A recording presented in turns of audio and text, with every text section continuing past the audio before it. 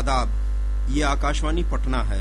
अब आप वसीम अहमद से इलाकाई खबरें सुनिए। वजीर-ए-आज़म नरेंद्र मोदी ने कहा है कि वजीर खजाना निर्मला सीतारमण ने लोकसभा में अपनी तकरीर में इस बात की जामे तफसील दी कि इस साल का बजट देश की इक़्तिसादी तब्दीली में किस तरह शिरकतदारी करेगा।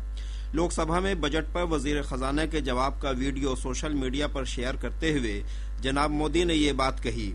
उन्होंने कहा कि बजट में रिफॉर्म एक्सप्रेस, छोटे और वस्त कारोबार, MSME को हिमायत, हुनरमंदी को फरोग, आइंदा नस्ल के बुनियादी ढांचों को फरोग देने और तालीम वगैरह पर जोर दिया गया है। मरकजी वजीर प्रहलाद जोशी ने लोकसभा में हिज़्ब मुखालिफ के लीडर राहुल गांधी पर ऐवान में बिना सबूत पेश किए बयान देने का इल्जाम लगाया है। पार्लियामेंट के कैंपस में सहाफियों से बात करते हुए उन्होंने कहा कि राहुल गांधी के खिलाफ खुसूसी हुकूक की तजवीज़ पर फैसला पार्लिमानी उमूर की वजारत के पास है। उन्होंने कहा कि जनाब गांधी ऐवान के अंदर और बाहर दोनों जगह नारवा सलूक कर रहे हैं। रियासती हुकूमत ने कहा है कि बिजली बिल बकाया पर कंपाउंड इंटरेस्ट की माफी के सिलसिले में गौर व खौस किया जाएगा। असेंबली में एक काबिल तवज्जो सवाल के जवाब में वजीर तवानाई बिजेंद्र प्रसाद यादव ने ये यकीन दहानी कराई। जनाब यादव ने कहा कि हुकूमत सूद माफ करने पर जल्द ही फैसला करेगी।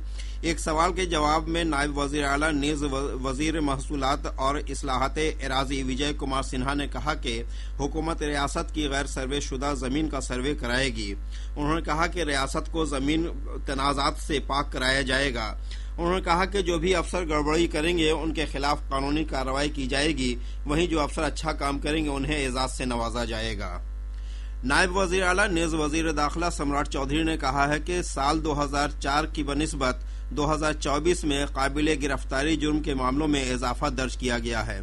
कानून साज काउंसिल में एक सवाल के जवाब में उन्होंने बताया कि साल 2004 में 1,15,216 मामले दर्ज हुए थे, जो 2024 में बढ़कर 3,52,000 हो गए।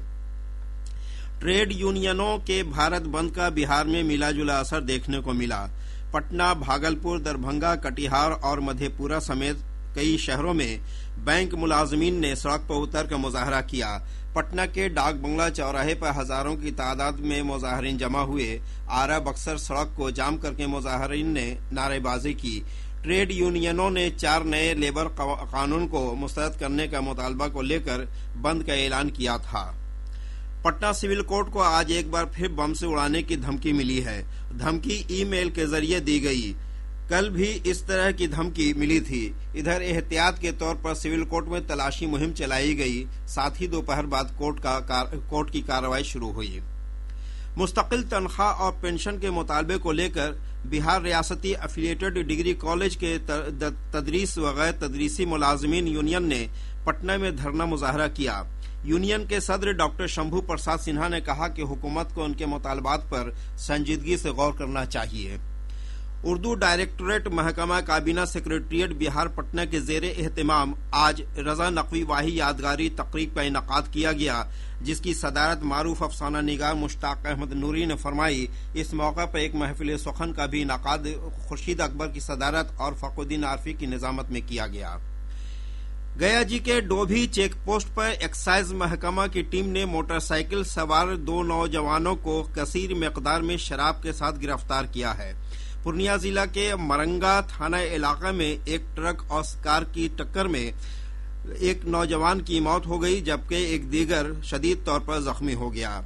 इसके साथ ही इलाकाई खबरों का ये बुलेटिन अब खत्म होता है।